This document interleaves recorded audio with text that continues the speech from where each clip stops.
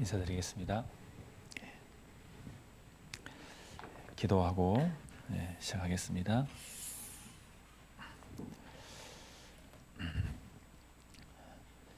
사랑과 은혜가 너무나 많으신 고마우신 아버지 하나님 감사합니다.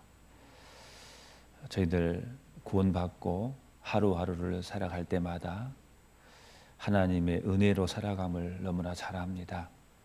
하나님이 주신 우리에게 그 큰 은혜가 크기에 저희들 항상 감사함으로 깨어서 살아갈 수 있도록 도와주시옵소서.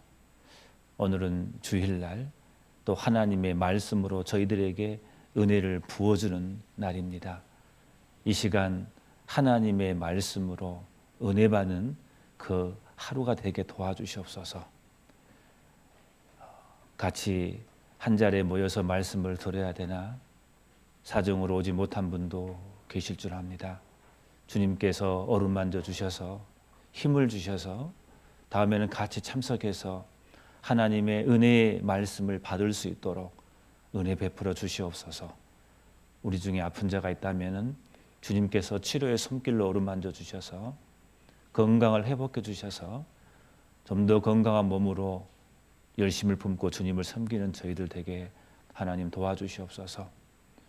우리 교회 모든 형제 자매님들 주님께서 어루만져 주시옵소서. 보호해 주시고 지켜 주시옵소서. 마지막 때 오로지 주님을 바라보고 주님과 함께 신앙생활을 열심히 할 수 있도록 하나님 힘을 돋구어 주시옵소서. 주님께만 간곡히 의탁을 드립니다. 예수님의 이름으로 기도드렸습니다. 아멘. 성경 구약성경 열왕기상 17장을 보겠습니다. 구약성경 열왕기상 17장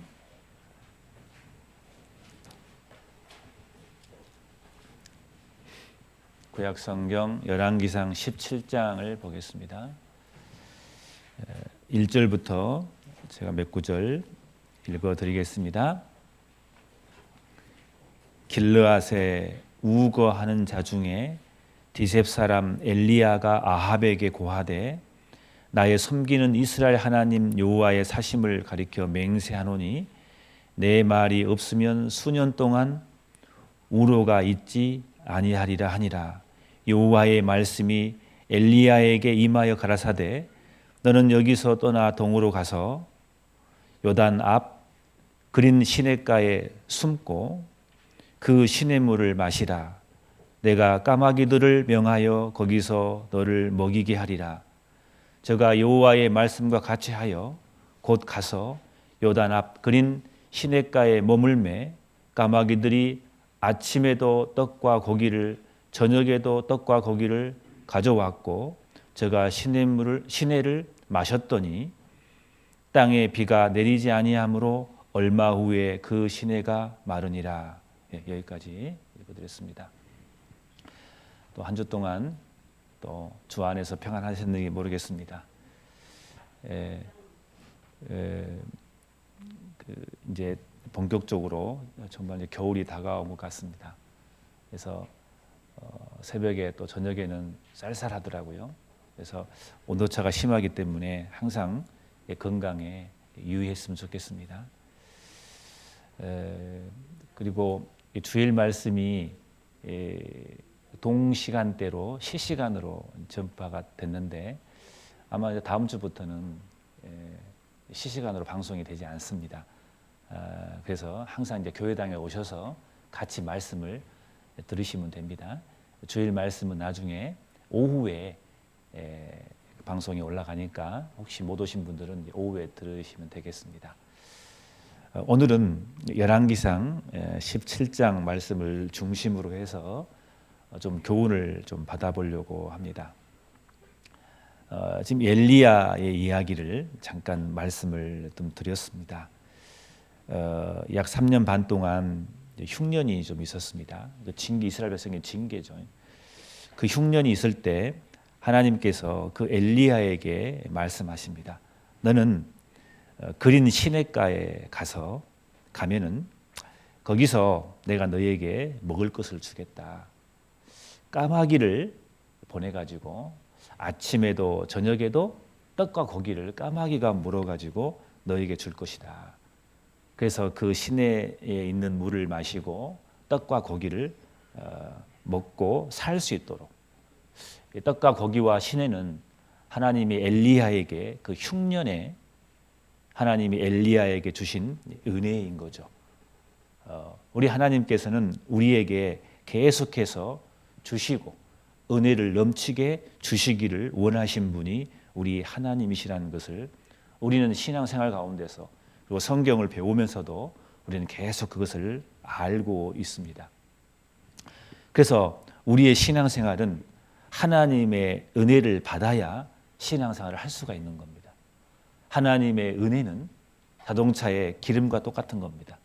계속해서 기름을 넣어야 기름이 떨어지면 앞으로 가지 못합니다. 우리 신앙생활도 마찬가지입니다. 계속해서 구원은 받았지만 계속해서 하나님의 은혜를 공급을 받아야 그 은혜의 힘으로 우리가 힘있게 앞으로 나아갈 수가 있는 겁니다. 그래서 우리가 잘 아는 이사야 30장 18절에 그런 말씀이 있잖아요. 여호와께서 기다리시나니 그랬어요. 이는 너희에게 은혜를 베풀려 하심이요 라는 말씀이 있습니다. 하나님께서는 기다리셔요. 왜 기다리시냐? 우리에게 은혜를 베풀려고 기다리셔요.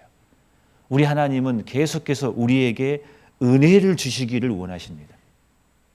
하나님은 은혜의 하나님이고 사랑의 하나님이시고 모든 것을 가지고 있는 하나님이기 때문에 사랑하는 자녀에게 하나님은 계속해서 은혜를 주시려고 은혜의 보따리를 가지고 계시면서 그것을 주시려고 기다리시는 겁니다.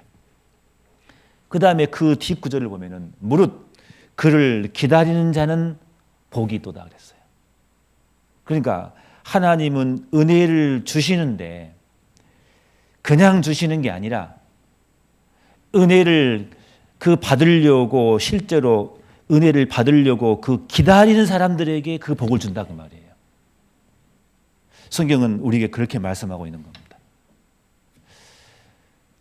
하나님은 우리가 아무것도 하는 것이 없는데 일방적으로 주신 은혜가 있죠. 이 만물은 하나님께서 일방적으로 주신 은혜인 겁니다. 이 공기는 누구나 다 공통적으로 일방적으로 주신 은혜인 겁니다. 하나님이 주신 햇빛은 하나님께서 일방적으로 우리에게 주신 모든 사람에게 그냥 주시는 은혜도 있습니다. 구하지 않아도 주신 은혜가 있죠. 그리고 우리가 받은 그 영혼 구원도 하나님의 전적인 은혜로 우리가 구원을 받은 거지 않습니까? 내가 아무것도 하는 것도 없이 하나님께서 우리에게 영혼의 구원을 일방적으로 우리에게 주신 거예요. 우리 죄를 우리에게 허락도 받지 않으시고 사랑하시기 때문에 일방적으로 우리의 모든 죄를 예수님께 넘기시고 십자가에서 일방적으로 우리 죄를 처리해 버리신 겁니다. 우리는 그것을 바라볼 뿐인 겁니다. 믿음의 눈으로. 대표적인 게 출애굽기 14장 32절, 13절, 14절을 보시면은 이스라엘 백성들이 애굽에서 나올 때 홍해 바다를 건너야 됩니다. 그때 모세가 지팡이를 내어 밀고 이렇게 말했잖아요. 너희는 여호와의 행하신 것을 가만히 지켜봐라. 가만히. 홍해 바다가 갈라질 때 이스라엘 백성들이 할 것이 없는 거예요. 전적으로 하나님의 은혜를 말한 거예요. 거저 주신 은혜. 주님의 100% 은혜인 겁니다. 우리가 받은 구원의 은혜는 그렇습니다. 우리가 하는 것이 없이 일방적으로 주님이 주신 은혜입니다. 공통적으로 받는 은혜인 겁니다. 그런데 성경에는 요한복음 1장 10절에 은혜 위에 또 다른 은혜가 있거든요. 구원에 받은 은혜, 일방적으로 주시는 그 은혜가 있지만 구원받은 후에는 우리가 하나님께 무엇을 해야 받을 은혜는 따로 있는 겁니다. 그게 실은 우리 구원받은 사람들에게 진짜 은혜인 겁니다. 하나님은 은혜 베푸시려고 기다리신 분이에요. 근데 그 은혜를 누구에게 주느냐? 그 은혜를 받으려고 기다리는 사람에게. 그 기다리는 것도 우리가 해야 할 일이거든요. 근데 많은 사람들은 기다리지 못하고 포기하니까 하나님이 그 은혜 위에 그 은혜를 주시려고 하는데 못 받는다 그 말입니다. 우리는 하나님이 그 주실 은혜를 우리는 기다려야 돼요. 그래서 우리가 먼저 해야 할 것은 기다림인 거예요. 그렇잖아요. 은혜 위에 은혜, 그 구원받고 하나님이 우리에게 주실 그 은혜는 그냥 하나님이 던져주는 게 아닙니다. 우리 편에서 해야 할 일이 있는 거예요. 그래야 그 은혜를 받을 수 있는 겁니다. 그래서 오늘 설교의 주제를 굳이 정한다면 은혜 받는 길이 무언가, 구원받고 난 이후에 은혜 받는 길은 어떻게 받는지에 대해서 오늘 같이 하나님 말씀으로 교훈을 받아보려고 합니다. 마태복음 7장 7절 8절을 보시면은 자, 너희에게 주실 것이요 그랬어요. 하나님은 우리에게 주시기를 원하십니다. 근데 그냥 주십니까? 그 앞 구절이 뭡니까? 구하라 그랬어요. 구하지 않는데 주신 게 아니에요. 구하라. 그리하면 너희에게 주실 것이요. 주시는 분은 하나님이지만 우리 편에서 할 일은 뭡니까? 구하는 거예요. 찾으라. 그리하면 찾을 것이요 그랬어요. 문을 두드리라. 그리하면 너희에게 열릴 것이요. 하나님은 열어주기를 원하셔요. 은혜 주기를 원하시는데 우리 편에서 할 것은 뭡니까? 문을 최소한 두드리는 거예요. 구하는 이에게 구하는 이가 얻은다겠어요. 구하는 이마다 얻은다겠어요. 찾는 이가 찾을 것이요. 적어도 우리 편에서 해야 할 일이 있는 거예요. 아무것도 안 하고 가만히 있으면은 그 은혜가 찾아오는 게 아닌 겁니다. 그래서 신앙생활은 홍해를 걷는 모습이 아니에요. 홍해를 걷는 모습은 구원받는 모습이고 신앙생활은 이제 가나안 땅에 들어가기 전에 요단강을 건너가는 게 신앙생활의 모습인 거예요. 그렇잖아요. 출애굽 때 홍해 바다가 갈라진 것은 일방적으로 가만히 있으면 하나님께서 일방적으로 갈라준 것입니다. 그러나 이제 신앙생활은 요단강을 건너가는 거거든요. 요단강을 건너갈 때 어떻게 합니까? 그 건너가는 모습을 봐보십시오. 하나님 이스라엘 백성들에게 가만히 있으라겠습니까? 아니에요. 너희가 먼저 해야 할 것이 있는 거예요. 뭡니까? 그 요단 강물이 넘칠 때 한 걸음 떼야 돼요. 그 홍수가 나고 물이 넘실거리고 엄청난 그 강물이 있는데 거기에 한 발을 내딛어야 돼요. 그게 신앙생활이거든요. 한 발을 내딛으니까 요단물이 마르거든요. 출애굽할 때 홍해 바다가 갈라진 것과 요단물이 갈라진 것은 달라요. 완전히. 이제는 구원받은 이후에는 우리가 하나님 편에 뭔가를 해야 하나님이 그 은혜를 주시는 거예요. 신앙생활은 그걸 그렇게 하는 겁니다. 여기를 잡아놓으시고 여호수아 3장을 봐보겠습니다. 여호수아 3장 12절을 봐보겠습니다. 여호수아 3장 12절 이스라엘 백성들이 요단강을 건너갈 때의 그 모습입니다.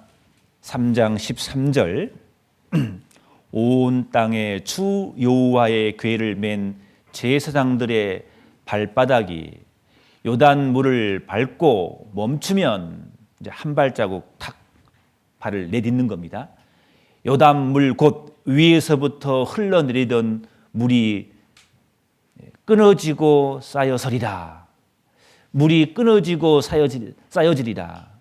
이게 하나님께서 요단물을 마르게 해버리거든요. 하나님의 은혜거든요. 하나님께서 해주십니다. 그런데 우리 편에서 할 것이 뭐냐? 요단물에 한 발자국을 내딛는 그것은 우리가 해야 할 일이다 그 말입니다. 믿음으로. 그래서 한 발자국, 한 걸음이 먼저인 거예요. 우리가 한 걸음을 떼지 않으면은 안 되는 거예요. 은혜가 오지 않아요. 한 발자국을 떼지 않으면서 은혜를 기다리고 있는 모습은 마치 뭐와 같느냐? 감나무 밑에서 입 벌리고 홍시가 떨어지기를 원하는 사람과 똑같은 거예요. 우연하게 한번 올 수 있겠죠, 입으로. 그 확률이 얼마나 낮겠습니까? 입만 벌리고 있는 거예요, 감나무 아래서. 언젠가 그 홍시가 내 입에 떨어지겠지. 떨어지겠습니까? 그 모습과 똑같은 거예요. 적어도 은혜를 주시려고 하나님 기다리시기 때문에 우리 편에서 먼저 해야 되는 거예요. 그래야 하나님이 은혜를 주시는 거예요. 이 우유통에 개구리가 들어가 있어요. 개구리가. 우유통 2개가 있다고 합시다. 우유통에 개구리가 들어갔는데 한 우유통의 개구리는 가만히 있는 거예요. 아무것도 안 하고 죽을 거예요. 근데 한 우유통에 있는 개구리는 거기서 나오려고 열심히 노력하는 거예요. 성경의 잠언에 30장 33절에 그런 말씀이 있잖아요. 대에서 젖을 저으면 뭐가 돼요? 버터가 돼요. 자꾸 우유를 저으면요 딱딱한 버터가 되는 겁니다. 자꾸 움직이면은 그 우유가 버터가 돼서 그걸 딛고 그 개구리가 거기서 나올 수가 있는 거거든요. 구원받은 그리스도인들은 아무것도 안 하는 게 아니에요. 뭔가를 해야 되는 거예요. 우리 편에서. 그렇잖아요. 우리는 성경 말씀을 오해하면 안 됩니다. 먹고 사는 문제도 마찬가지입니다. 마태복음 6장 3, 4절에 이런 말씀이 있잖아요. 그러므로 내일 일을 위하여 염려하지 말라. 내일 일은 내일 염려할 것이요. 그 말씀이 있잖아요. 그 말씀을 오해하면 안 됩니다. 내일 일을 염려하지 말라니까 아무것도 하지 말고 가만히 있으라 그 말이겠습니까? 누가복음 12장 24절에 그 말씀이잖아요. 까마귀를 생각하라. 심지도 아니하고 거두두지 아니하며 뭐예요? 아니가 없는데 창고도 없고 골방도 없는데 하나님이 기르시나니 그랬어요. 그러니까 까마귀를 생각하라. 심지도 않고 거두지도 않는데 하나님께서 기르신다 그 말이에요. 하나님이 이렇게 새도 기르시는데 너희일까 보냐? 이 새보다 너희가 더 얼마나 귀하냐? 그 말씀 아시죠? 그럼 이 말씀을 보고 오해하면 안 된다 그 말이에요. 아무것도 하지 않고 가만히 있으면은 까마귀가 와서 나에게 먹이를 주냐 그 말이에요. 아닙니다. 여러분 오해하시면 안 돼요. 이것을. 까마귀가 와서 먹이를 주어준 것은 그건 은혜거든요. 근데 가만히 아무것도 않고 가만히 있으면은 와서 주냐 그 말이에요. 그것이. 욥기 38장을 봐보겠습니다. 욥기 38장 41절을 봐보겠습니다. 욥기 38장 41절 네, 제가 읽겠습니다. 까마귀 새끼가 하나님을 향하여 부르짖으며 먹을 것이 없어서 오락가락할 때에 그것을 위하여 먹는 것을 예비하는 자가 누구냐? 자, 까마귀 새끼가 있는데요. 하나님을 향하여 이제 부르짖는데 먹을 것이 없어요. 이 까마귀 새끼가 먹을 것이 없어요. 그럼 가만히 있는다고 해서 먹을 것이 오냐 그 말이에요. 적어도 부르짖으라 그 말이에요. 먹을 것이 없어서 적어도 오락가락 해야 한다 그 말이에요. 적어도 요 정도는 해야 한단 말이에요. 할 때에 그것을 위하여 먹을 것을 예비하는 자가 누구냐 그 말이에요. 하나님이 우리에게 은혜를 주시려고 기다리시는데 적어도 우리 편에서 해야 할 것이 있다 그 말입니다. 가만히 있는 것이 믿음이 아닙니다. 한 걸음을 떼는 것이 믿음인 거예요. 그렇잖아요. 직장에 없는 사람이 직장을 구하지도 않고 가만히 기도한다고 됩니까? 기도하고 찾아야 돼요. 그래야 하나님이 주시는 거예요. 성경을 우리는 오해하면 안 되는 겁니다. 다시 본문 말씀 열왕기상 17장을 봐보겠습니다.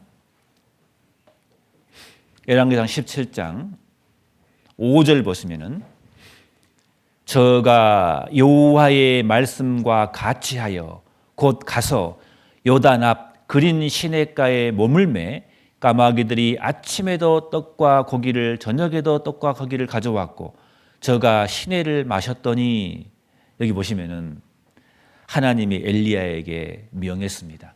하나님의 말씀이 엘리야에게 임했습니다. 너는 요단 앞 그린 시냇가로 가라 그랬어요. 하나님이 거기서 은혜를 준다 그 말이에요. 그러니까 엘리야는 그 하나님의 말씀에 순종해서 그곳으로 간 거예요. 그 은혜가 있는 곳에 갔기 때문에 은혜를 받은 거예요. 가만히 앉아 있으면은 그 흉년 때 까마귀가 와서 그냥 엘리야에게 떡과 고기를 주는 게 아니라 그 말입니다. 적어도 엘리야 편에서 해야 할 일은 뭐냐? 하나님이 가라 하니까 이해가 되지 않지만 그 하나님의 말씀을 받아서 적어도 요단 앞 그린 시냇가까지 가야 된다 그 말이에요. 그것이 우리 구원받은 그리스도인이 해야 할 일이다 그 말입니다. 하나님이 거기서 은혜를 주시는 거예요. 아무것도 안 하고 입만 벌리고 있는 게 아니라 그 말입니다. 그래서 성경에 마태복음 6장에 너희는 먼저 그 나라 그 일을 구하라 했어요. 먼저 해야 할 일이 있는 거예요. 그리스도인들한테. 그래야 하나님께서 더 필요한 것을 풍성하게 더 주시는 거예요. 은혜가 주시는 거예요. 하나님의 은혜가 있는 곳으로 우리가 거기까지 가야 돼요. 신앙생활 중에 거기까지 가야 할 곳이 있는 거예요. 우리가 은혜가 떨어지는 곳으로 우리가 최소한 거기 가야 되는 거예요. 피해야 할 길이 있는데 하나님이 피해야 할 길을 주셔요. 그 피해야 할 길이 있는 곳으로 적어도 우리가 가야 돼요. 하나님이 거기서 은혜를 주시기 때문에 그런 거예요. 하나님의 은혜가 없어서 은혜를 받지 못하는 게 아니에요. 왜 은혜를 받지 못하냐? 하나님의 은혜가 있는 곳으로 가지 않기 때문에 은혜를 받지 못하는 거예요. 하나님은 은혜의 바구니를 가지고 계세요. 기다리고 계세요. 그것을 주시려고. 어디에? 은혜에 받을 수 있는 곳으로 왔을 때. 은혜에 받는 길은 바로 그겁니다. 제가 설교 때 정말 안 하려고 하는데 자꾸 몽골 이야기 하는데, 제가 몽골에 있을 때요, 몽골은 초원이 있기 때문에 지형물이 잘 없습니다. 엄청난 초원이거든요. 나무도 별로 없어요. 큰 건물도 없습니다. 그러다 보니까 넓은 것이 다 보이고 하늘이 아주 깨끗하게 다 보입니다. 그런데 어느 날 보면은요, 몽골은 이 강수량이 적습니다. 비가 굉장히 적게 오거든요. 그리고 여름에는요, 굉장히 따갑습니다. 북쪽에 있기 때문에요, 따갑습니다. 굉장히 햇빛이. 근데 그늘에만 들어가면은 광야처럼 굉장히 서늘합니다. 그래서 에어컨이 별로 없거든요. 거기는 여름에 굉장히 살기 좋은 곳입니다. 햇빛만 없으면 돼요. 근데 여름에 초원을 달릴 때 굉장히 따갑거든요. 근데 이 구름기둥이 뭔지를 거기서 봤거든요. 하늘에 구름이 있지 않습니까? 있으면은 그 햇빛이 구름을 가려줘 가지고 땅에 쫙 그늘을 줍니다. 그러면 멀리서 그 그늘이 다 보여요. 이렇게 보입니다. 지금은 여긴 덥거든요. 근데 그늘 안에 들어가면은 선선하거든요. 자, 그러면은 내가 그늘 안에 들어가고 싶어요. 그러면 가만히 있으면 그 구름이 나한테 오냐 그 말이에요. 내가 그 그늘 안으로 들어가야 되는 거예요. 그래야 신선함을 느끼는 거잖아요. 은혜를 받으려면은 은혜가 있는 곳으로 가야 되는 거예요. 구름 기둥 속으로 들어가야 되는 거예요. 그래서 하나님은 광야 생활 가운데 이스라엘 백성들을 구름 기둥으로, 불 기둥으로 인도했잖아요. 구름 기둥이 움직이면 그 구름 기둥을 따라서 같이 가야 되는 거예요. 그래야 나에게 은혜가 오는 거예요. 우리는 지난주에 뿌리 깊은 신앙에 대해서 배웠습니다. 그 나무가 있는데 물이 있는 곳으로 뿌리를 깊이 내려야 되는 거예요. 그래야 은혜의 물을 받을 수가 있는 거예요. 적어도 뿌리를 내리는 것은 우리가 해야 할 일인 거예요. 적어도. 그런 사람에게 하나님의 은혜가 있는 거예요. 우리가 왜 교회 가운데 모입니까? 성격과 문화와 배운 것과 사는 것이, 생김새가, 모든 것이 다른 사람들인데 왜 우리가 한 곳으로 모입니까? 하나님이 그곳에 은혜가 있기 때문에. 우리는 시편 133편을 암송하다시피 우리는 외웁니다. 형제가 연합하여 동거함이 어찌 그리 선하고 아름다운 고. 교회지 않습니까? 머리에 있는 보배에 있는 기름이 흘러서 어디예요? 수염, 곧 아론의 수염에 흘러서 그 어깨까지 내림감고 하나님의 그 은혜, 보배로운 그림이 성령의 역사가 저기 밑에까지 다 흘러간다고 말이에요. 은혜가 어디에? 형제가 연합하여 동거함이 어찌 그리 선하고 아름다운 고. 그곳에 우리가 모여있는 그곳에 하나님의 은혜가 있다니까요. 저 시온의 이슬이 시온산에 헐몬의 이슬, 이스라엘 가면은 북쪽에 헐몬산이 있습니다. 높은 산이 있습니다. 그 헐몬의 이슬, 하나님의 은혜를 의미합니다. 그 헐몬산의 그 이슬이 시온의 산들의 내림 같도다. 이스라엘 가면 시온 산들이 구릉진 산들이 많습니다. 교회를 의미합니다. 그곳에 시온의 산들의 내림 같고다. 거기서 여호와께서 복을 명하셨나니 곧 영생이로다. 하나님이 그곳에 복을 준다겠어요. 은혜 받는 곳에 계셔야 되는 겁니다. 그래야 그곳에 하나님이 은혜가 있기 때문에 우리가 은혜를 받을 수가 있는 겁니다. 그래서 교회 가운데 함께 하자는 거예요. 왜? 거기에 은혜가 있기 때문에. 때로는 상처가 있을지도 모르겠습니다. 그러나 결국 시간 지나면은 그것도 은혜임을 우리는 간증할 수 있을 겁니다. 우리는 은혜 받는 것으로 적어도 우리가 한 걸음 떼야 되는 겁니다. 우리가 먼저 해야 되는 겁니다. 그래야 하나님은 우리에게 은혜의 복을 주시는 겁니다. 은혜 받는 길입니다. 그것이. 엘리야는 적어도 하나님의 말씀을 받고 거기까지 가야 되는 거예요. 거기까지 가야 까마귀가 아침 저녁으로 떡과 기름을 가져주고 그리고 그 시냇물이 마르지 않고 그 시냇물을 먹을 수 있는 은혜가 있는 곳으로 가야 은혜를 받을 수가 있는 겁니다. 여기까지 가야 되는 겁니다. 근데 많은 사람들은 여기까지를 가지는 못해요. 조금만 한 발만 뛰면 되는데 신앙생활은요 이러는 겁니다. 산이 있는데 고비가 있거든요. 자, 가만히 있으면 그 고비가 넘어가는 게 아니에요. 하나님 우리에게 말합니다. 속삭입니다. 애야, 지금 힘들지만 이 너희 앞에 있는 큰 산이 하나 있는데 이 산 하나만 넘어달라 그 말입니다. 그러면 거기에 산 너머에 은혜가 기다리고 있거든요. 내 말 믿고 힘들지만 이해가 되지 않지만 이 산 하나만 넘어다오. 그러면 은혜의 우물이 거기에 있단다. 우리 하나님은 그렇게 우리에게 말씀하고 있는 거예요. 하나님은 은혜의 바구니를 거기서 가지고 기다리고 계시는 거예요. 우리는 그걸 안다면은 적어도 내 편에서 우리는 그 산을 넘어가야 되는 거예요. 내가 할 것이에요, 그것이. 자, 그런데 내가 산 하나를 넘었습니다. 이렇게 하나를 이렇게 넘었어요. 은혜를 받았어요.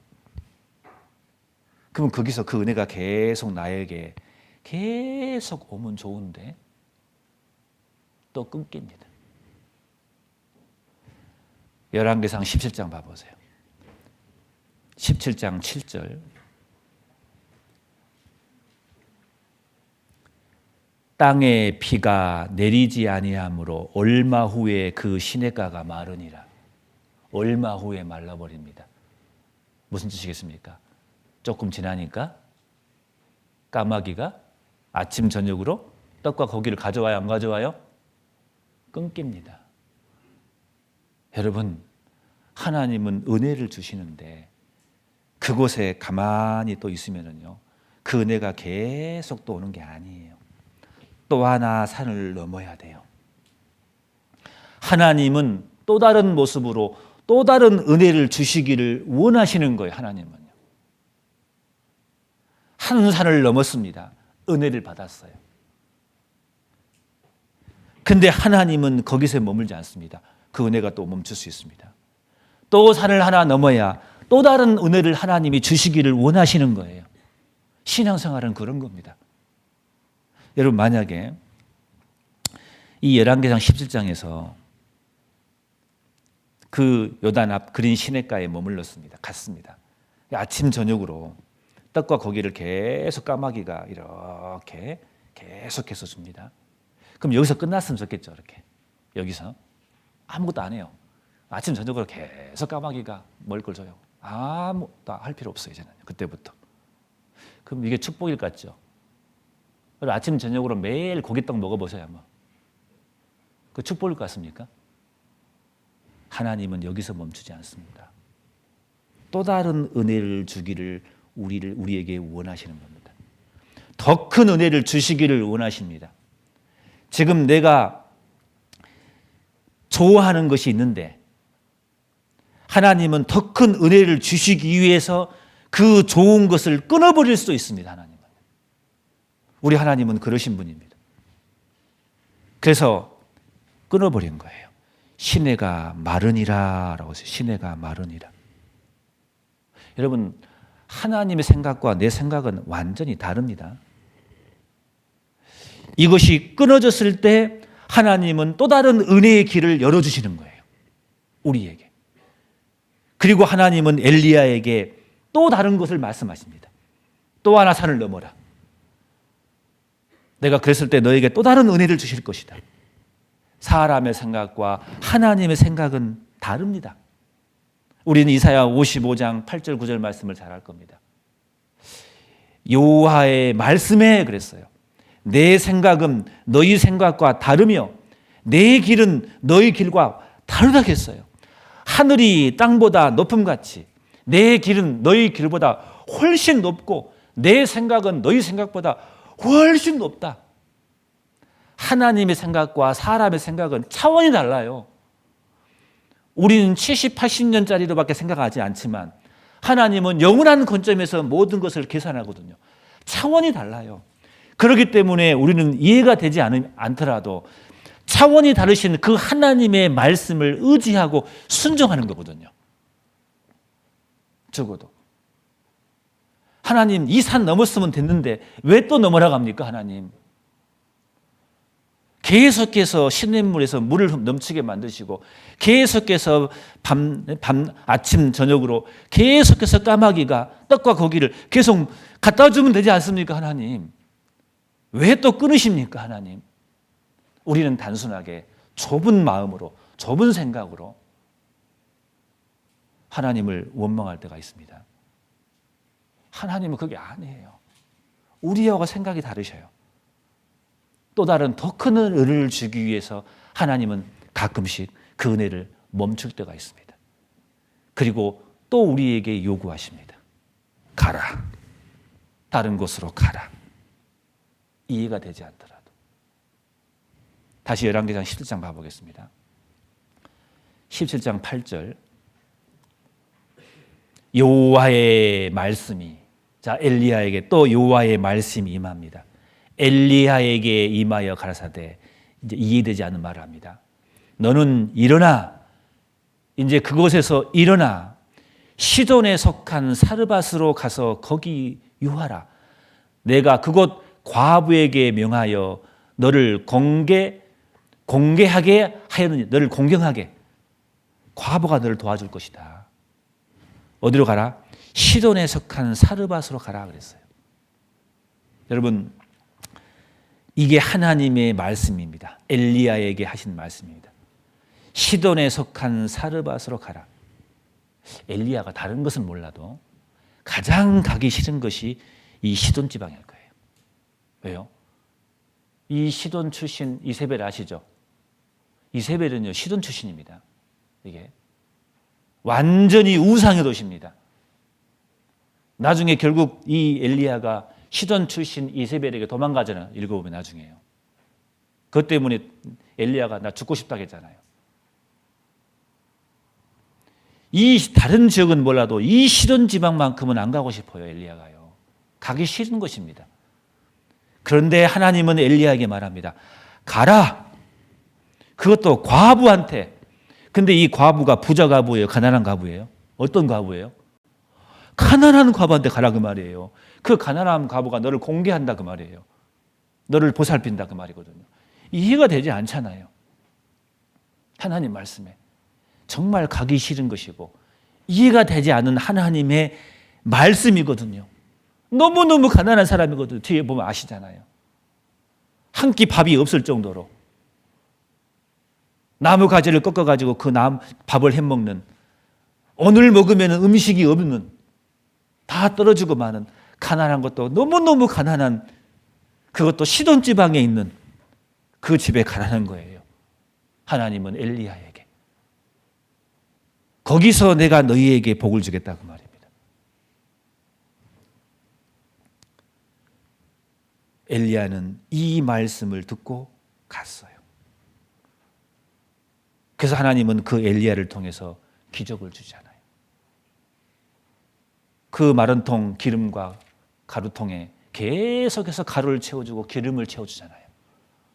하나님의 은혜가 있잖아요. 거기에가.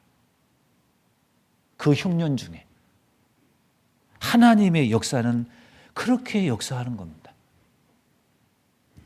하나님께서는 바울에게 가시를 주셨어요. 싫은 거예요. 바울은 3번이나 기도했습니다. 이것을 없애달라고.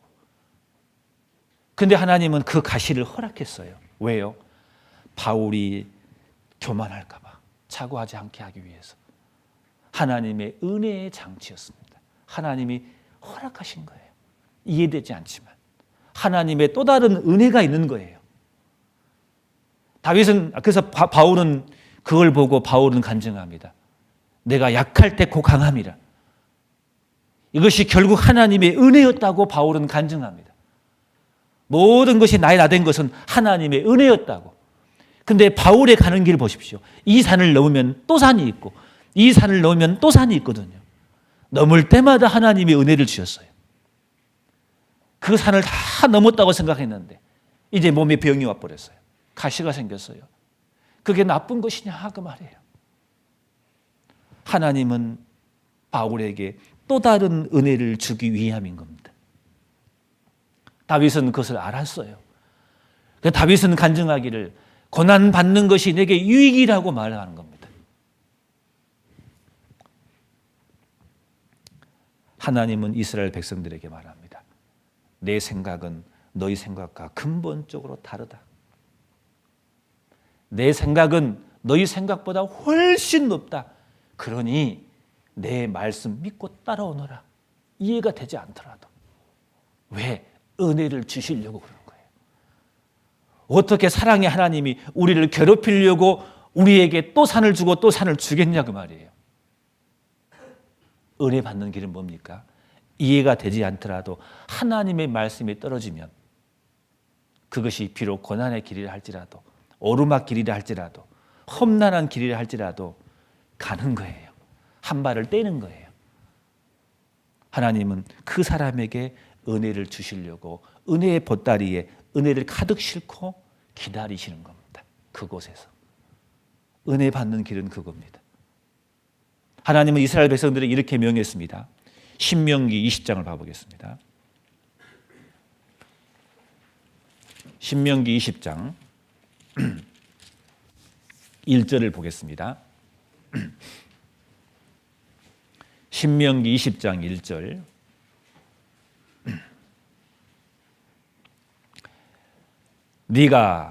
내가 대적과 싸우려 할 때에 네가 나가 대적과 싸우려 할 때에 말과 병거와 민중이 너보다 많음을 볼지라도 그들을 두려워 말라.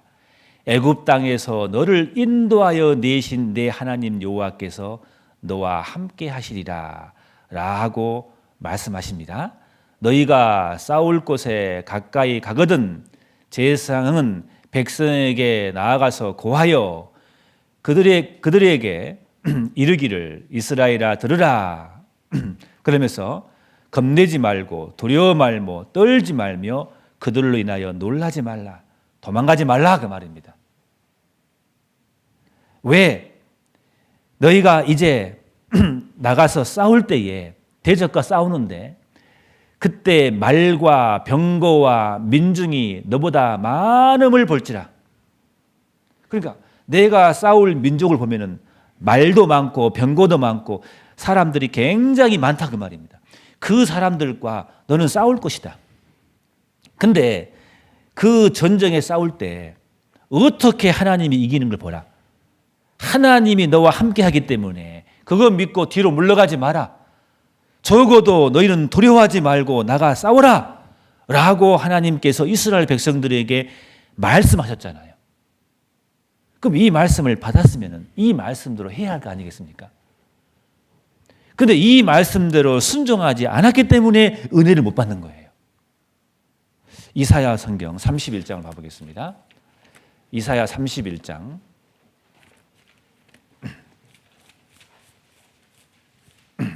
이사야 31장 1절입니다.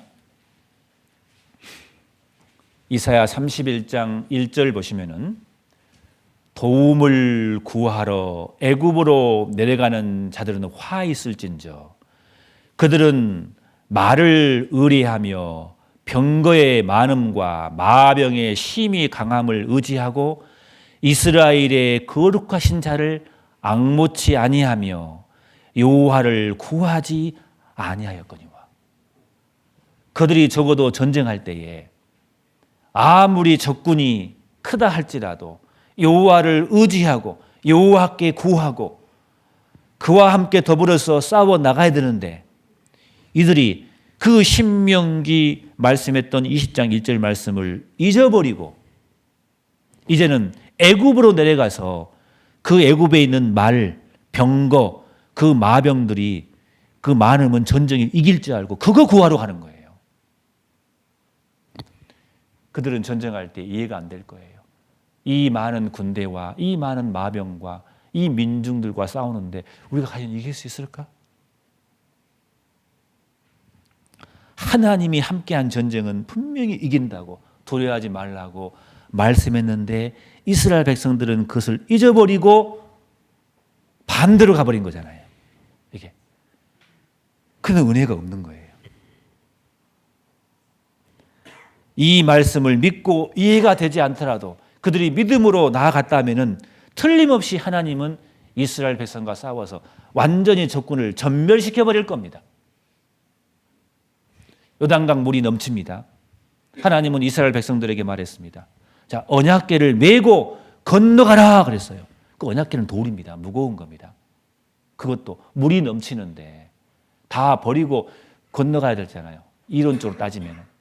근데 그 언약궤를 메고 한 발을 디뎌라 그 말이에요. 도저히 안 될 것 같은데 되잖아요. 사람의 생각과 하나님의 생각은 다릅니다. 하나님의 말씀은 하나님의 생각입니다. 하나님의 말씀은 우리보다 높고 더 위대하시고 크고 크신 광대하신 하나님의 생각인 겁니다.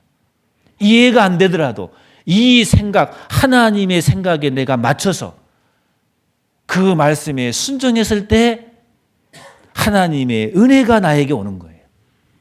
그렇잖아요. 이게 은혜 받는 길인 거예요.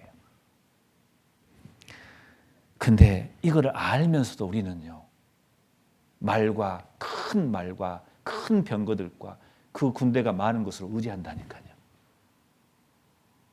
그래서 안 가려고 그래요. 하나님이 가라는데 안 가려고 그래요. 하나님은 약할 때고 강함이라. 연약한 우리가 이해가 안 되지만 하나님 말씀 붙들고 갔을 때 그때 역사가 진짜 일어나는 거예요. 그것을 우리는 신앙 가운데 경험해야 되는 겁니다. 그렇잖아요. 그게 은혜 받는 길인 겁니다. 그래서 우리는 엘리야를 통해서 우리는 그걸 배웁니다. 그래서 하나님이 그 엘리야에게 이해되지 않는 시돈으로 가라겠습니다. 그것도 가난한 과부에게. 근데 하나님이 거기서 기적을 베풀어 주잖아요. 음식이 마르잖아요. 가루통에서 기름에서 계속 나오는 겁니다. 그건 은혜를 말한 겁니다. 자, 다시 열왕기상 17장을 봐보겠습니다. 17장. 자, 엘리야에게 그렇게 했습니다. 그럼 이제부터는 사르밧 과부에 대한 이야기도 한번 봐봅시다. 그 뒤에 나오게 되게 되면 사르밧 과부의 입장에서 또 하나님이 어떻게 역사하는지 한번 봐봅시다. 자, 여기 보시면은 17장 11절 사르밧 과부에게 말합니다. 저가 가지러 갈 때 엘리야가 저를 불러 가로되 청컨대 내 손에 떡 한 조각을 내게로 가져오라. 12절에 저가 가로되 당신 하나님 여호와의 사심을 가리켜 맹세하노니 나는 떡이 없고 다만 통에 가루 한 문큼과 병에 기름 조금뿐이라. 내가 나뭇가지 두엇을 주워다가 나와 내 아들을 위하여 음식을 만들어 먹고 그 후에는 죽으리라. 야, 얼마나 가난합니까? 근데 엘리야가 요 사람한테 가가지고 음식을 달라고 한 거예요. 말이 됩니까? 인간적으로 솔직히. 13절에 엘리야가 저에게 이르되 두려워 말고 가서 내 말대로 하려니와 먼저 그랬어요. 먼저. 사르밧 과부에게 이해가 되지 않는 거예요. 인간적으로 봤을 때 이것은요. 지금 나뭇가지 2개 섞어가지고 가져와가지고 음식 만들고 그거 먹고 그것도 부족해서 이거 먹고 없단 말이에요. 이거 먹고 죽으리라. 얼마나 가난했으면. 근데 하나님은 엘리야에게 말합니다. 왜? 엘리야는 하나님의 말씀을 믿기 때문에. 먼저 그것으로 나를 위하여 작은 떡 하나를 만들어 내게로 가져오라 그랬어요. 작은 떡. 작은 것 중에 작은 걸 말합니다. 먼저 은혜를 받으려면은 사르밧 과부가 먼저 해야 할 일이 있어요. 그 엘리야에게 지금 딱 한 번 먹으면은 없어요. 이제 죽어야 돼요. 이해가 되지 않아요. 근데 엘리야는 말합니다. 먼저 그것을 나를 위하여 작은 하나를 만들어 했어요. 엘리야를 위해서. 실은 그것은 하나님을 위한 겁니다. 이거 먼저 떡을 만들어 와서 내게로 가져오라 했어요. 그 후에 너와 네 아들을 위하여 만들라 했단 말이에요. 이게 말이 되냐고요, 이것이. 먼저 해야 할 것이 있습니다. 이걸 드렸기 때문에 결국은 기적이 일어나는 거잖아요. 이게 도저히 이해가 안 되는 거잖아요. 저도 가끔 상담할 때 그럴 때가 있어요. 상담하다 보면은요, 어떤 사람이 사정을 이렇게 들어요. 그럼 저도 사람인지라 그 인정에 끌려갈 때가 있어요. 어떻게 어려운데. 이 직장생활 하는데 이 직장생활 안 하면은요, 먹을 것이 없을 것 같은 느낌에. 근데 이거 하면 신앙생활을 못 해요. 그럼 저도 마음이 약해져요. 어떻게 할까요? 그냥 그대로 할까요? 그러면 큰일 납니다. 도저히 상황이 이해가 되지 않지만 담대해야 되거든요. 아닙니다. 하나님의 일이 먼저입니다. 그 하나님의 일을 먼저 해보십시오. 분명히 하나님이 은혜를 주실 겁니다. 그렇게 상담했을 때요, 틀림없이 그 말씀에 순종했을 때 역사가 분명히 일어납니다. 분명히 일어납니다. 어떤 사람들은요, 저게 상담하는데 어떻게 옵니까? 나를 설득합니다, 저를. 그 길이 아닌데 그 길로 가려고 저를 설득하려고 그래요. 상담이 안 이루어집니다. 가끔 그렇습니다. 이사야 성경 30장 봐보겠습니다. 이사야 성경 30장 9절을 보시면은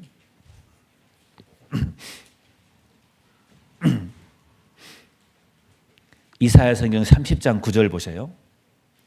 대저 이는 패역한 백성이요 거짓말하는 자식이요 여호와의 법을 듣기 싫어하는 자식이라 그랬잖아요. 10절에 그들이 선견자에게 이르기를 선견하지 말라, 선지자에게 이르기를 우리에게 정직한 것을 보이지 말라, 부드러운 말을 하라, 거짓된 것을 보이라, 우리에게 듣기 좋은 말 하라, 그 말이에요.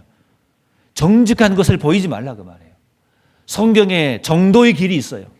그리스도인의 갈 길이 있어요. 산을 넘어야 할 고난의 길이 있어요. 그런 거 말하지 마라, 그 말이에요.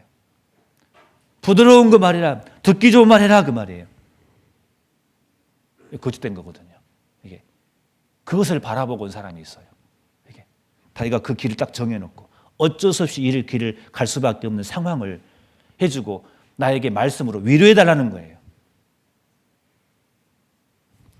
우리는 사울 이야기를 잘 압니다. 분명히 하나님은 사울에게 어떠한 상황이 있어도 기다리라 했거든요. 블레셋이 쳐들었습니다. 다 포위를 했습니다.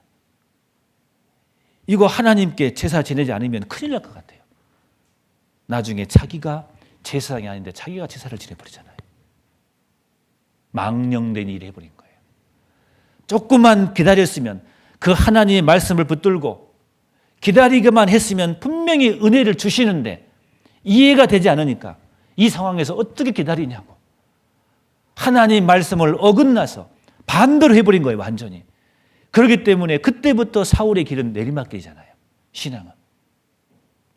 이해되지 않더라도 하나님의 말씀이 떨어지면 우리보다 생각이 깊으시고 우리보다 생각이 높고 넓으신 하나님의 말씀이 떨어지면 가는 거예요. 그래야 그 사람에게 은혜를 주시는 거예요. 하나님 앞에 한 걸음 떼는 거예요. 그렇잖아요. 부르짖으라 그러면 부르짖는 거예요. 냉수 한 그릇도 하나님이 상을 잃지 않다 했거든요. 냉수 한 그릇이라도 그 한 그릇 주는 거예요. 헌금도 마찬가지입니다. 시작을 해야 되는 거예요. 한 걸음을. 그래야 하나님이 은혜를 주시는 거예요. 우리에게. 하나님은 우리에게 빼앗은 분이 아닌 거예요. 우리가 먼저 해야 할 것이 있는 거예요. 대접받기를 원하면 먼저 우리가 한 걸음 대접을 해줘야 되는 거예요. 그래야 하나님이 우리에게 은혜를 주신다니까요. 은혜 받는 길은 바로 그겁니다. 은혜 받는 길은. 이 사르밧 과부가 이해도 되지 않는 그 명령을 받았을 때 순종한 거예요. 그래서 엄청난 기적이 있었잖아요.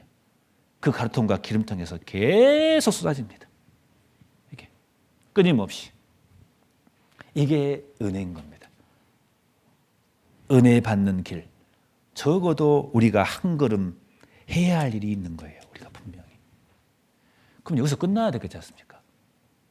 그죠? 계속 가루통에서 기름 나오고, 그잖아요?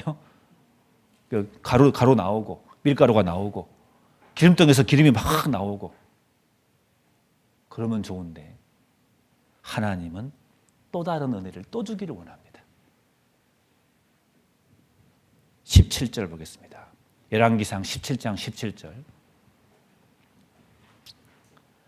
이 일 후에 그 집 주모되는 여인의 아들이 뭐라고요? 병들어 증세가 심히 위중하다가 숨이 끊어진지라. 아니 기적을 베풀어 가지고 기름통에서 기름이 나오고 가루통에서 가루가 끊임없이 오는데 이제 아들이 죽어요. 실은 은혜를 끊어버리는 거잖아요. 이게 왜 이런 일이 있냐 이 말이에요. 이 여인에게. 왜? 우리가 신앙생활 할 때 이해되지 않는 왜 아픔이 나에게 오냐 그 말이에요. 왜 눈물날이 나에게 있냐 그 말이에요. 왜 나에게 슬픈 일이 있냐 그 말이에요. 왜 나에게 하는 일마다 왜 안 되는 일이 있냐 그 말이에요. 은혜를 줬다가 왜 또 뺏어가냐 그 말이에요. 하나님은 나에게. 하나님은 나에게 더 큰 은혜를 주기를 원하시는 거예요. 하나님은. 그게 하나님의 마음이에요. 왜 아들을 죽이냐고요. 은혜 있을 때는 언제고. 근데 그 뒤에 보시면은 하나님이 엘리야를 보내가지고 그 아들을 살려주잖아요. 그러면 처음부터 죽이지나 말든가. 안 그렇습니까? 은혜 주시려고 아들이 죽은 거예요. 무슨 은혜입니까? 17장 17절 18절 봐보세요. 여인이 엘리야에게 이르되 하나님의 사람이여 당신이 나로 더불어 무슨 상관이 있기로 내 죄를 뭐라 하겠습니까? 생각나게 하고 또 내 아들을 죽게 하려고 오게 하셨나이까. 이 여인에게 아들이 죽으니까 이제 그 여인에게 온 게 뭡니까? 자기 내 죄를 생각나게 했다고 말이에요. 아들이 죽지 않았으면 자기 죄를 회개하지 않아요. 회개한다는 건 뭐겠습니까? 돌이키면 하나님이 은혜를 주시거든요. 틀림없이. 이 아들이 죽었기 때문에 죄가 생각난 거예요. 그렇지 않았으면 교만해서 자기 죄를 못 깨달아요. 그래서 우리에게 아픔이라는 게 있는 거예요. 상처라는 게 있는 거예요. 교생하다 보면은요. 왜요? 내 죄를 생각나게 하기 때문에 그런단 말입니다. 그리고 하나님이 피할 길을 주시는 거예요. 틀림없이. 이 생각나게 했다는 것은 하나님의 은혜인 겁니다. 생각나게 합니다. 사람들은 옳은 생각이 있고 그런 생각이 있습니다. 로마서 보면은 그런 말씀이 있죠. 육신을 쫓는 자는 육신의 일을, 영을 쫓는 자는 영의 일을 뭐라겠죠? 생각한다 했어요. 육신을 쫓는 자는요, 그 아들의 죽음 앞에서도 자기 죄를 생각하지 않아요. 그러나 이 여인은 영을 쫓는 사람이기 때문에 이 아들의 죽음 앞에 생각나게 한 거예요. 자기 죄를 생각나게 해줬어요. 육신의 생각은 사망이요, 영의 생각은 생명과 평안이니라 그랬어요. 하나님이 또 다른 은혜의 평강의 복을 주시기 위해서 그 아들을 죽임으로써 죄를 생각나게 했던 거예요. 죄를. 이것은 틀림없이 은혜인 것입니다. 이것이 없으면은 이 여인은 절대로 죄를 생각하지 못했을 거란 말입니다. 그래서 그리스도인들은요, 항상 하나님이 우리에게 생각하게 하기 위해서, 뭔가를 깨닫게 하기 위해서 어떤 일이 벌어진다는 것을 아셔야 됩니다. 우연이 없습니다. 그럴 때마다 생각할 수 있는 능력이 있어야 돼요. 생각의 차이 때문에 많은 것이 바뀝니다. 완전히 바뀝니다. 어떤 고난이 왔어요. 근데 그 사람은 뭐라 그래요? 하나님이 나를 싫어하는 것 같구나. 그 생각이 자기를 죽이는 겁니다. 그런 어떤 고난이 왔을 때, 비록 그것이 징계 고난이라 할지라도 하나님께서 나에게 뭔가를 은혜를 주시려고 이것을 주셨다고 생각한 사람들은요, 틀림없이 은혜를 받습니다. 그 생각의 차이인 겁니다. 에스라 성경을 보면요, 스룹바벨 성전을 지었습니다. 그들이 성전을 지었어요. 근데 두 부류가 있어요. 어떤 사람은 슬퍼한 사람이 있고 어떤 사람은 기뻐한 사람이 있어요. 슬퍼한 사람은 왜 슬퍼했겠습니까? 옛날 솔로몬 성전을 기억한 사람이 있습니다. 솔로몬 그 영화로운 성전을 보고 스룹바벨 성전 보니까 너무 초라하거든요. 슬펐어요. 그리고 어떤 사람들은 그거라도 하나님이 주셨기 때문에 기쁨이 있는 거예요. 어렵게 그것을 지었기 때문에. 사람의 생각에 따라서 바뀝니다. 그렇잖아요. 제가 어제 어떤 분하고 교제를 했거든요. 이 교회라는 것에 대해서 교제를 했는데 이런 말씀 하시더라고요. 교회는 많은 사람들이 이렇게 모여 있습니다. 같이. 근데 모여 있다 보니까 전혀 인생을 살면서 다른 삶을 살고 있었거든요. 우리는요. 그잖아요. 가정의 환경이 다른 사람들, 지식도 다르고 생김새도 다르고 모든 다른 사람들, 완전히 다른 사람들이 갑자기 구원받았다는 이유로 한 곳에 모여서 우리가 지금 교제생활을 하고 있는 거거든요. 이게 상처가 있겠어요, 없겠어요? 어려움이 있겠어요, 없겠어요? 마음이 다 맞겠습니까? 안 맞는 게 정상이죠. 그런데 만약에 구원받지 않은 사람이 이렇게 모였다고 합시다. 박살날 겁니다. 근데 우리는 믿음이라는 게 있기 때문에, 한 가지가 같은 게 있기 때문에, 실은 한 가지만 같은 게 아니거든요. 같은 성령을 가졌고, 같은 하나님을 가졌고, 같은 믿음을 가졌고, 같은 성령이 있고, 같은 말씀이 있고, 같은 게 있어요. 동일한 게 있다고요. 그렇기 때문에 우리가 교회가 이루어지잖아요. 이 다른 사람들이 모여가지고 적어도 이 정도까지는 우리가 유지해 가잖아요. 좋게 생각합시다. 그렇잖아요. 우리 훌륭한 거예요. 우리 교회 괜찮은 교회인 거예요. 여러분. 괜찮은 교회라니까요. 우리 식구들이. 만약에 이방이라면 박살났어요. 이미 박살났어요. 우리 중에 성령이 있고 같은 믿음이 있고 같은 말씀이 있기 때문에 우리가 이 교회가 유지되는 거예요. 하나님의 은혜인 거예요. 생각에 따라서 바뀌어요, 완전히. 어떤 사람은 뭐 이런 교회가 다 있어? 어떤 사람은 야 이런 교회 다 있네? 같은 말이지만 달라요. 완전히. 생각의 차이 때문에 완전히 결과가 달라집니다. 생각의 결과란 말에 에레미야 성경 말씀이잖아요. 좋은 쪽으로. 나에게 아들이 죽었는데도 불구하고 죄를 생각나게 한다는 것은 그건 좋은 겁니다. 은혜를 주시는 거예요. 이게. 그렇게 회개했을 때 하나님이 은혜를 주세요. 다시 아이를 살리잖아요. 엘리야를 통해서. 이게. 그러면 아들 죽는 게 그게 나쁜 거냐 그 말이에요. 아닙니다.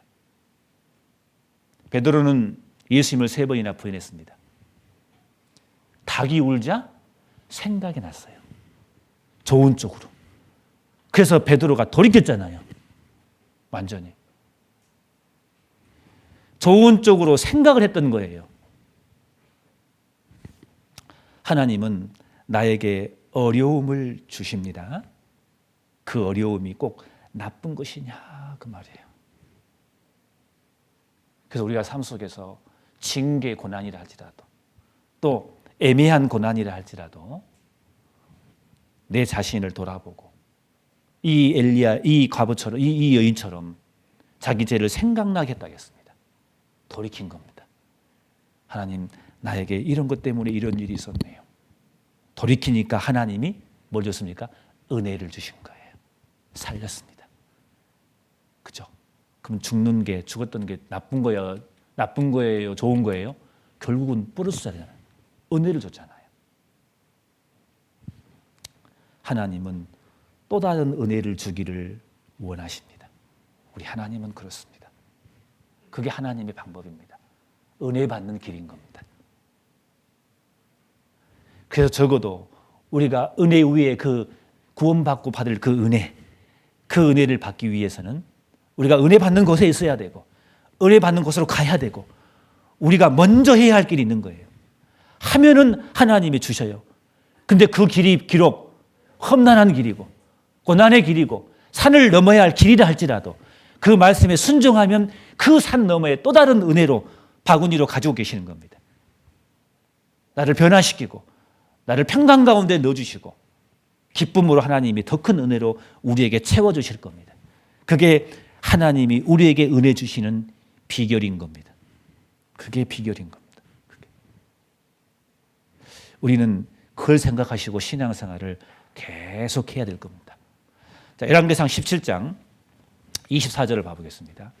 24절, 열왕기상 17장 24절을 같이 한번 읽어보겠습니다.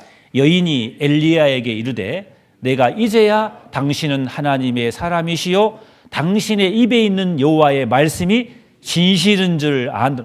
이야, 이 은혜까지 줘버렸네, 이 여인에게. 이걸 통해서 아들이 사는 걸 다시 죽었다가 사는 걸 통해서 죄도 생각나게 하고 이제야 이 여인이 말하기를 이제야 당신은 하나님의 사람이요 당신이 입에서 나오는 하나님의 그 여호와의 말씀이 진실인 줄 아노라.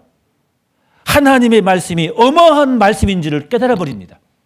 이 말씀은 사실이고 이 말씀은 진실이고 이 말씀은 정답이고 이 말씀대로 가면 모든 것이 잘 된다는 것을 깨달아 버린 겁니다. 얼마나 큰 은혜입니까 이게. 하나님은 은혜 위에 은혜, 더 큰 풍성한 은혜 주시기를 원합니다. 언제? 우리가 그 은혜 받는 곳으로 가야 될 때, 한 발자국을 뗄 때, 그 한 발자국이 이해되지 않더라도 그 길이 고난의 길이라 하더라도 나는 순종했는데 나에게 오는 것이 고난의 길이라 할지라도 은혜를 바구니에 은혜를 가지고 기다리시는 그곳에서 기다리시는 그 하나님을 바라보고 가는 거예요. 내가 먼저 해야 할 것이 있습니다. 그럼 하나님은 더 큰 은혜로 우리에게 채워주실 겁니다. 험난한 바다가 있습니다. 배가 있는데 배가 바다로 나가지 않고 부둣가에 있다면 그게 뭐가 배냐고요. 배는 바다로 나가야 됩니다. 고기를 잡으러 가야 됩니다. 그렇잖아요. 그게 우리 그로만 그리스도인의 운명입니다. 가만히 항구에 묶여 있다면 그게 무슨 은혜가 있겠습니까? 나가야 되는 거예요. 나가야 하나님이 거기에 은혜를 주시는 거예요. 우리가 먼저 해야 할 것이 있는 겁니다. 시편 107편 봐보겠습니다. 시편 107편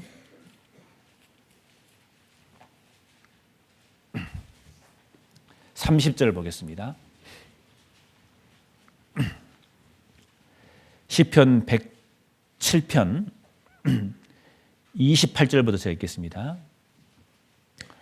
이에 저희가 그 근심 중에서 여호와께 부르짖음에 그 고통에서 인도하여 내시고 광풍을 평정히 하사 물결로 잔잔케 하시는도다. 저희가 평온함을 인하여 기뻐하는 중에 여호와께서 저희를 소원의 항구로 인도하시는도다 그랬어요. 은혜의 항구로 인도합니다. 바다에 배가 있습니다. 풍랑이 일었어요. 잘못한 것이 없는데 풍랑이 일었단 말이에요. 혹 잘못한 것으로 인해서 풍랑이 임할 수 있습니다. 고통이 따릅니다. 죽을 것 같습니다. 그때 어떻게 하냐 그 말이에요. 부르짖어라 그 말이에요. 적어도 우리가 해야 할 일이 있는 거예요. 그랬을 때 하나님께서 그 물결을 잔잔케 해주신 분은 하나님이다. 그때 하나님이 은혜가 온다 그 말이에요. 평온함이 온다 그 말입니다. 죽을 것 같았는데 어느 순간 하나님께서 우리를 그 배를 이끌어서 소원의 항구까지 우리를 이끌어 가신 분이 하나님이다 그 말이에요. 우리가 적어도 그 어려운 상황 중에 이해가 되지 않더라도 우리가 해야 할 일은 뭐냐? 하나님께 부르짖어라 그 말이에요. 적어도 그것이 한 발짝인 겁니다. 그래야 하나님이 은혜의 항구로, 소원의 항구로 우리를 인도해 주시는 겁니다. 누가복음 5장을 봐보겠습니다. 누가복음 5장 4절을 봐보겠습니다. 누가복음 5장 3절부터 제가 읽겠습니다. 예수께서 한 배에 오르시니 그 배는 시몬의 배라. 육지에서 조금 뛰기를 청하시고 앉으사 배에서 무리를 가르치더니 말씀을 마치시고 시몬에게 이르시되 깊은 데로 가서 그 그물을 내려 고기를 잡으라. 시몬이 대답하로되 선생이여 오늘 우리들이 밤에 맞도록 수고를 하였으되 얻은 것이 없지만은 말씀에 의지하여 내가 그물을 내리리이다. 그래서 나중에 그물이 찢어질 정도로 그 고기를 잡았습니다. 기적이 일어났습니다. 그건 은혜입니다. 그런데 어떻게 은혜가 있냐 그 말이에요. 하나님은 말합니다. 깊은 데로 가라 그랬어요. 하나님은 낮은 데에서도 고기를 줄 수 있어요. 근데 깊은 데로 가라 그 말이에요. 이게 하나님의 뜻이에요. 고난으로 가라 그 말이에요. 그리고 그 말씀에 의지해서 적어도 이들이 해야 할 일은 그물을 던지는 거예요. 거기에 은혜가 있어요. 깊은 곳에 거기에 은혜가 기다리고 있는 거예요. 적어도 그것에 가서 그물을 던져야 그 은혜가 내 것이 되는 거예요. 그냥 갑자기 하늘에서 물고기가 떨어지는 게 아니라 그 말입니다. 하나님은 깊은 곳에, 그곳에 험한 곳에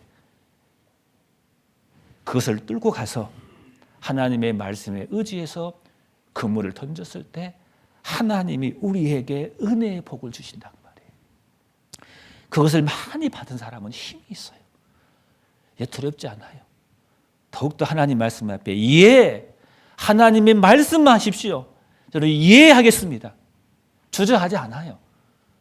그걸 경험한 사람은. 그게 은혜 받는 길인 겁니다. 나사로 살릴 때 어떻게 살렸습니까? 나사로가 일어나라. 무덤에 들어갔어요. 나사로가 살았어요. 살리신 분은 주님입니다. 근데 우리 편에서 해야 할 일이 있잖아요. 적어도 그 무덤의 돌을 옮기라 했어요. 그리고 나사로의 그 몸에 담겨있던 수건, 그 헝겊들을 푸는 것은 우리가 해야 할 일이에요. 그렇잖아요. 우리 구원받은 그리스도인들이 먼저 해야 할 것이 있어요. 그래야 하나님께서 은혜를 우리에게 부어 주시는 겁니다. 그게 은혜 받는 길이라고 생각합니다. 저도 신앙생활하면서 계속 계속 배우고 있습니다. 저도 참 하다 보면 이해되지 않는 것들이 많아요. 하나님 편에서. 하나님 왜 꼭 그렇게 하셔야 되겠습니까? 근데 그 너머에 하나님이 뭔가를 나에게 생각하게 하시고 그 평강을 주시고 그리고 하나님께 또 다른 은혜를 주시는 것을 경험을 합니다. 근데 그것을 기다리지 못해요. 포기해버려요. 가기 싫어해요. 그걸 이기시고 우리가 한 발자국 더 떼봅시다. 그렇잖아요. 한 걸음부터. 그죠? 네. 그리고 기다리고 부르짖고 우리가 먼저 해야 할 것을 해봅시다. 깊은 데로 갑시다. 그물을 던지라 하니 던져봅시다. 하나님의 은혜의 바구니에 담아서 우리에게 넘치도록 그물이 찢어지도록 우리에게 주실 거라고 우리는 믿습니다. 말씀에 약속이 되어 있습니다. 기도하고 마치겠습니다. 고마우신 아버지 하나님 감사합니다. 하나님 우리에게 거저 주시는 은혜, 그 구원의 은혜 감사합니다. 그 구원의 은혜 위에 또 다른 더 풍성한 은혜를 주시기를 원하신 하나님, 그 은혜 받기를 원합니다. 하나님 앞에 순종하고 그 말씀에 따라가는 저희들 되게 도와주시옵소서. 우리가 가는 길이 이해되지 않는 험악한 길이라 할지라도 은혜를 주시고자 하는 하나님의 말씀 앞에 순종해 가며 가다가 하나님 우리에게 은혜 주신 것을 생각하고 포기하지 않고 끝까지 갈 수 있도록 하나님 도와주시옵소서. 주님께만 간곡히 의탁을 드립니다. 예수님의 이름으로 기도드렸습니다. 아멘.